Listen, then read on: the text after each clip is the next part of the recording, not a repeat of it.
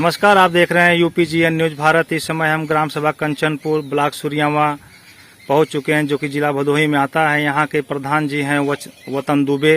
उनसे खास हम विकास के मुद्दों पर बात करेंगे। काफी यंग हैं, युवा हैं।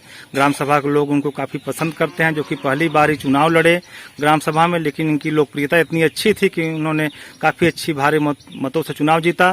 प्रधान जी, आपका यूपीजीएन न्यूज में स्वागत है। काफी हद तक आप अच्छे चुनाव लड़े और अच्छे चुनाव जीते। विकास के मुद्दों पर आप जनता के प्रति 2 शब्द क्या कहेंगे? जी, सबसे पहले तो मैं यूपीजीएन न्यूज चैनल को मैं बहुत बहुत शुभकामना प्रदान करता हूँ इस ग्राम सभा के समस्त जनता के प्रति। और मैं ये कहना चाहूँगा कि आप लोग चैनल के माध्यम से आप हमारे ग्राम सभा में आए हैं और विकास कार्यों पे आप ध्यान दे रहे हैं, इसलिए ग्राम सभा की जनता की तरफ से मैं सबसे पहले आपका बहुत बहुत धन्यवाद अपने ग्राम सभा में करता हूं। और साथ ही साथ आपको मैं बताना चाहता हूं कि जनता इस बार इस ग्राम सभा के चुनाव में शिक्षा और चरित्र के ऊपर हमको ग्राम प्रधान चुना हुआ है। हमारे साथ ग्राम सभा में 8 उम्मीदवारों चुनाव लड़े थे, इसमें मुझे जनता ने भारी मतों से यहाँ से विजयी बनाया हुआ है। मैं सदैव ग्राम सभा की जनता के विकास के लिए सतत प्रयत्नशील हूँ। अभी तक मैं 11 योजनाओं पे यहाँ गांव में काम कर चुका हूँ। ऐसी योजनाएं हैं जो अभी धरातल पे तो नहीं दिख रही हैं, लेकिन आने वाले समय में जैसे ही सरकार का बजट आएगा तो विकास काम को तत्परता से हम अपने ग्राम सभा में करेंगे। जैसा कि आप बताए प्रधान जी कि आप 11 योजनाओं पे विकास कार्य चालू कर दिए हैं। प्रधान जी, ये बताइए, पहले जो प्रधान थे 2015 के पंचवर्षीय चुनाव में, वो सरकार का एक मुहिम था कि मोदी जी का कि घर घर शौचालय, और कि कोई भी एक घर शौचालय से वंचित न रह जाए। इस पे क्या स्थिति? देखिए, जैसा कि आप पूछ रहे हैं कि ग्राम सभा में शौचालय की स्थिति, देखिए ग्राम सभा में 3200 के लगभग आबादी है और प्रत्येक घर तक अभी शौचालय का निर्माण नहीं हो पाया है। और निर्माण जहां तक शौचालय का होने का था, उसका सरकार का जो 12,000 का अनुदान मिलता है वो तो केवल एक सराहना राशि है। अगर ये कहिए कि उसमें किसी का शौचालय बन जाए तो बनने वाला है नहीं। हाँ, ये है कि जनता को प्रचार प्रसार स्वच्छता के लिए कहेंगे और उसके बाद उनको 12,000 का अगर सहयोग हम देंगे तो जरूर लोग बनवा रहे हैं। तो अभी हमारे ग्राम सभा में जो भी घर छूटे हुए हैं, मैं उनको चिन्हित करके उनका आधार कार्ड, बैंक पासबुक लेकर के ऑनलाइन करवा रहा हूं। और जल्द से जल्द सरकार से अगर मदद मिलेगी तो मैं प्रत्येक घर शौचालय बनवाने का कार्य करूंगा। प्रधान जी, आवास की क्या स्थिति आपके गाँव में? गरीबों का आवास कितना हद तक बना है, कितना % तक बाकी है अभी? देखिए भाई साहब, आवास की जो स्थिति है हमारे ग्राम सभा में, आवास की ये स्थिति थी कि अभी देश जब से आजाद हुआ है, हमारे कंचनपुर ग्राम सभा जो सूर्यावा विकास खंड में है, ये 4 राजस्व गांव इसमें है, जिसमें से वीरभद्रपुर, हरजूपुर, कंचनपुर, रमयनपुर और कंठीपुर आता है। तो कंठीपुर में अभी 2 आवास निर्माण हो रहा है। और जब से मैं जानने लायक हुआ हूँ, 10 साल से मैं राजनीतिक क्षेत्र में सक्रिय हूँ, तब से ये देख रहा हूँ कि अभी कनकापुर गांव में जो कंचनपुर है उसमें एक भी आवास का निर्माण नहीं कराया गया है। हरजूपुर में एक आवास निर्माण कराया जा रहा है। और इसके पहले ग्राम प्रधान के माध्यम से 35 या 40 के लगभग आवास बने हुए हैं। अभी जो लिस्ट मुझे प्रदान हुआ है 2010 से 2020 के अंदर, मैं उसको सूची को एकत्रित किया हूं, उसमें 45 से 50 लोगों का नाम मेरे पास है। और जिसमें से 19 लोगों का मैं फर्स्ट प्रायोरिटी में लिया हूं और 3 लोगों का काम चालू है। और आने वाले समय में जैसे ही बजट आता है, सोमवार मंगलवार मतलब 2-3 दिन में 16 आवास का निर्माण तुरंत गरीबों को कराया जाएगा।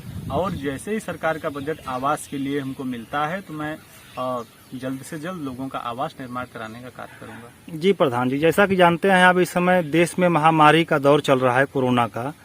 तो केंद्र सरकार की योजना है कि गांव-गांव में कैंप लग रहा है प्रधान जी वैक्सीनेशन के लिए।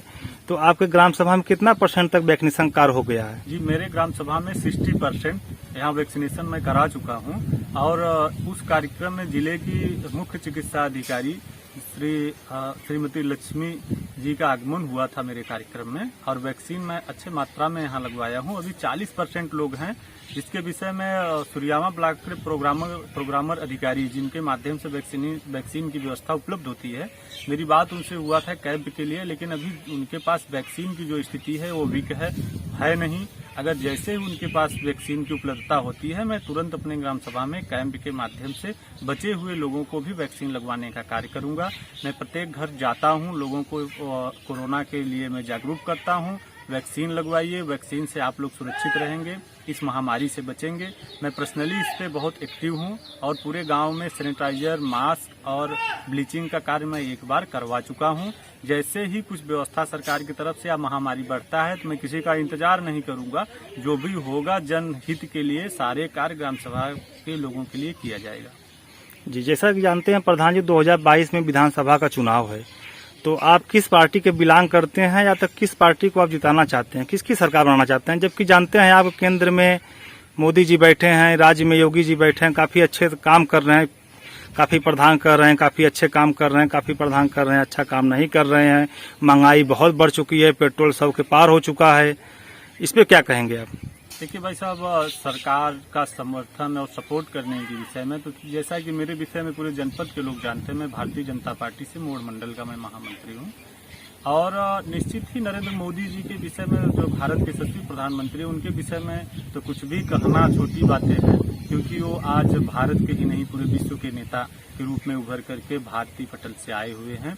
और गरीबों का जैसे देख लीजिए शौचालय बना हुआ या सामुदायिक स्वास्थ्य केंद्र की व्यवस्था आप देख लीजिए, पंचायत भवन का निर्माण जगह जगह पे कराया जा रहा है, आवास का निर्माण जो कराया जा रहा है, निश्चित ही इसमें गांव, गरीब, किसान, शोषित, वंचित के लिए भारतीय जनता पार्टी का सरकार प्रदेश में कार्य किया हुआ है। माननीय मुख्यमंत्री योगी आदित्यनाथ जी की सक्रियता से कोविड की जो स्थिति थी अन्य प्रदेशों में आप देख लीजिए, जैसा कि आप जानते हैं कि पूरे भारत में उत्तर प्रदेश का जनसंख्या घनत्व तो बहुत ज्यादा है, लेकिन आज उत्तर प्रदेश में जो कोरोना में हम लोग आज सुरक्षित हैं, प्रशासनिक स्तर से सुरक्षित हैं, गुंडे बदमाशों को दूर दूर भगाया गया है, ये उत्तर प्रदेश के लिए बहुत बड़ा विषय है।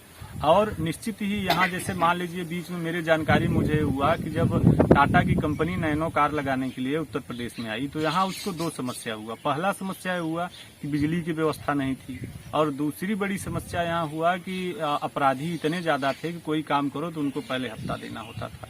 लेकिन आज उत्तर प्रदेश के यशस्वी मुख्यमंत्री योगी आदित्यनाथ के माध्यम से पूरे प्रदेश में बिजली की व्यवस्था 18 से 20 घंटा मिल रहा है और जब बिजली की व्यवस्था होगी तो रोजगार धीरे धीरे लोग अपना करने ही लगेंगे और माफियाओं के जो जिस तरीके से उनके ऊपर कार्रवाई हो रहा है उससे आने वाले समय में निश्चित ही उत्तर प्रदेश के लिए अच्छा होगा। अब रहा मैं एक ग्राम सभा का, मैं एक ग्राम प्रधान हूँ, मेरे लिए समस्त राजनीतिक दल जो ग्राम सभा के हित के लिए, इस प्रदेश के हित के लिए कार्य करेंगे, चाहे वो समाजवादी पार्टी हो, चाहे बहुजन समाजवादी पार्टी हो, मैं समस्त पार्टियों के प्रति आस्था रखता हूं, क्योंकि मैं इस ग्राम सभा का प्रधान हूं तो मैं किसी एक राजनीतिक दल का नहीं हूं और न ही किसी एक बिरादरी। मेरा मुख्य उद्देश्य है कि मैं राजनीति जिस दल का करता हूं वो मेरा सिद्धांत है, लेकिन विकास के लिए जो कार्य ग्राम सभा के लोगों का करेंगे मैं उनमें सबसे पहले तत्पर होकर के उनका ही समर्थन और सपोर्ट करूंगा। जी, बहुत बहुत धन्यवाद प्रधान जी। आपने कुछ मिनटों में कुछ छोटे छोटे शब्दों में बहुत बड़ी बात कर दी कि आपने 11 योजनाओं का शुभारंभ कर दिया है और कोविड वैक्सीनेशन के लिए आपने छिड़काव भी कराया, गांव में सैनिटाइजर और मास्क का भी वितरण कराया आपने, और 2022 के चुनाव पे मुद्दा पे बात हुई उस पर भी आपने स्पष्ट कर दिया कि मोदी जी, योगी जी की जो दोनों सरकार है काफी अच्छी हद तक सरकार है। इसके लिए आपसे बात करने के लिए प्रधान जी बहुत बहुत धन्यवाद।